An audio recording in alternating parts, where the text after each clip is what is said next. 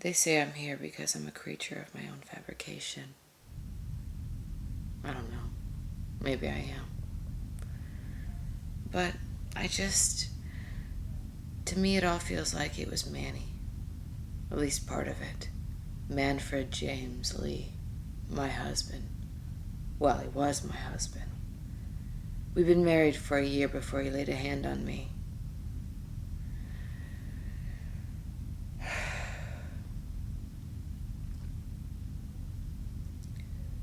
Before Manny, I chased all the bad boys in high school.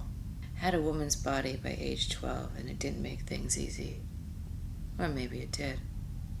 Too easy? I don't know. I was a bad girl. Smoked between classes, got high on the weekends, told Mom and my stepdad they were fucking assholes, and then stayed out all night. But after high school, I thought I learned my lesson. Stopped running with all those bad boy high school losers who were nothing more than angry man boys.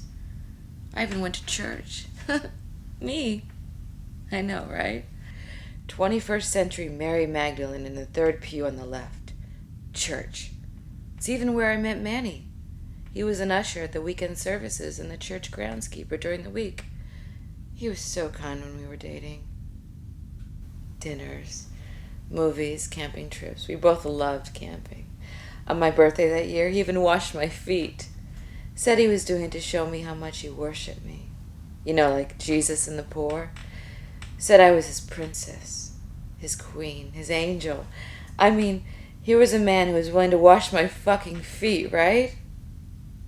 Shows you how much I know. Or how good Manny was at hiding his shit. Either way, I knew I was in trouble when I came home one day and he walked up to me, raised a hand, and I passed out. I mean, he hit me. But he did it so fast and hard that all I remember was coming to in the front yard as he was dragging me in the front door by my hair. See,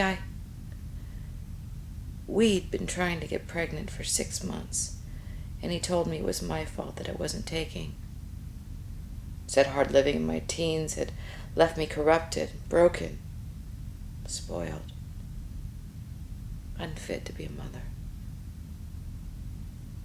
I went to the sink to wash my bloody jaw where he'd hit me.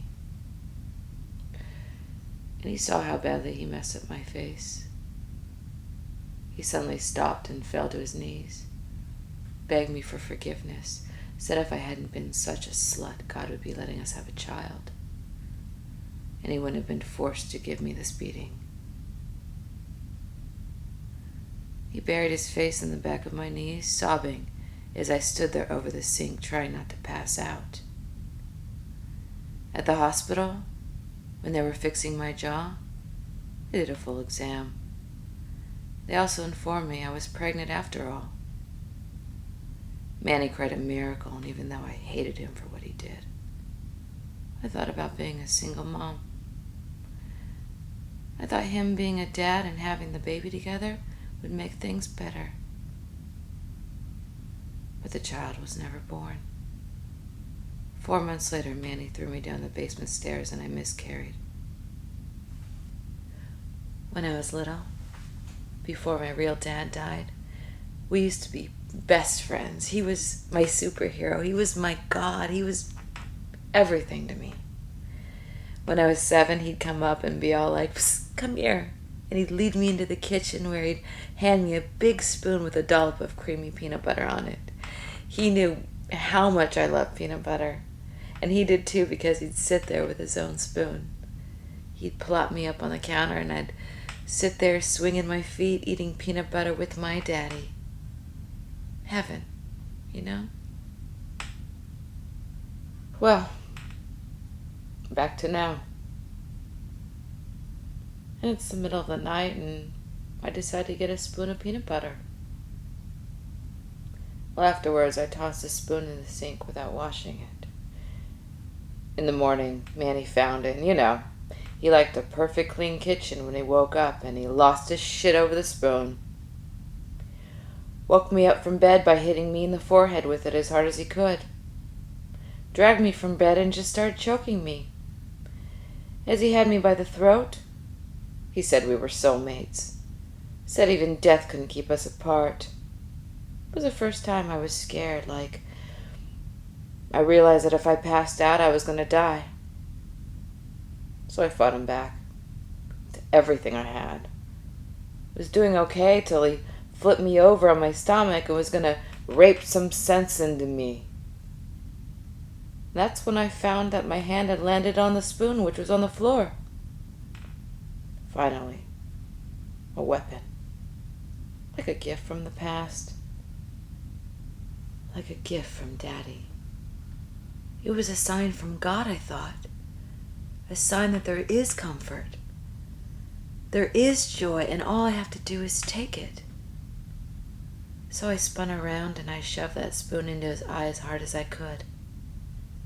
I felt the eye pop, and I felt the sides of the metal spoon scraping against the bones of his eye socket as I buried it into his brain as hard as I could.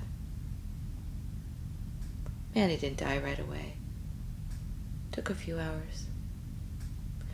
And the whole time he laid there groaning and begging. I just laid there, watching him go. And when he finally did, it felt so good. I was free. Judge didn't see it that way, though. We tried self-defense, but I had a jury of Bible-thumping rednecks who saw me as nothing more than an uppity bitch with a bad past and a murderous nature. But that's okay. I may be in prison, but for the first time in my life, I'm free.